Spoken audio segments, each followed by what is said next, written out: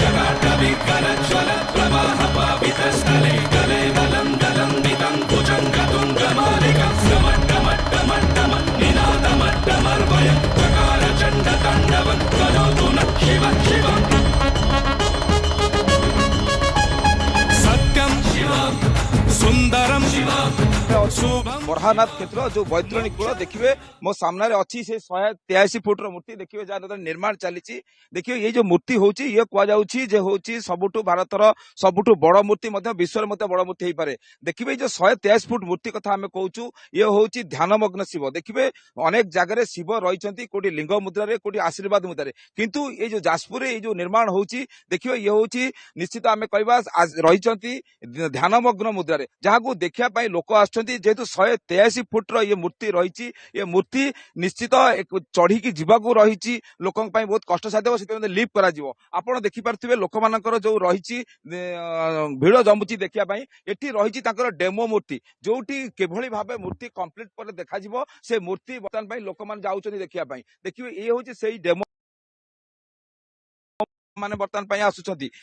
लोक मैंने देखा चाहूँगी एत बड़ मूर्ति जाजपुर जो रही बैतरणी द्वितीय गंगा कहुच्छी से गंगा कूले रही बर्तमान जो श्रद्धालु मैंने भी अच्छा से भूत किए भद्रक आसुच्च तो किए बालेश्वर आसुच्च बहुत जिला बाहर आम सांगे जड़े भद्र अच्छा जड़े व्यक्ति कौन कहे कौटू आसते मूर्ति देखले केमती लगे आज्ञा भद्रक आसती मो ना मानस रंजन जेना पुण्य बैतरणी तिथि नदी कूल जो ध्यानमग्न शिव मूर्ति निर्माण चलती आम भाविलु एथर निर्माण कार्य शेष हो शिव महाशिव जगार उच्चा मूर्ति कोड देखि ना एथर माने एते उच्चा मूर्ति विश्वर कोडी मु देखि नै आ बहुत बार जाईची किंतु एते उच्चा मूर्ति मु कोड देखि नै किंतु देखि बहुत खुशी लागुची एथर पूर्णांग हेइथिले आमे बहुत खुशी हेइथांतु देखिए जहाँ लोकर प्रतिक्रिया रोची जो 183 फुट्र मूर्ति होची केते सुंदर होते उच्चार होची जो ध्यानमग्न शिव कोठी भी सारा बर्तमान भारत में मूर्ति देखा मिले ना देखा बर्तमान लोक उत्कंठा लगी रही आज जेहेतु आज महाजागर देवदेव महादेव जो डेमो मूर्ति लोक मैंने दर्शन कर सहित मत जो मूर्ति कौन कहे आप कौट आसते कौन देखिए आज्ञा आम जाजपुर आसचु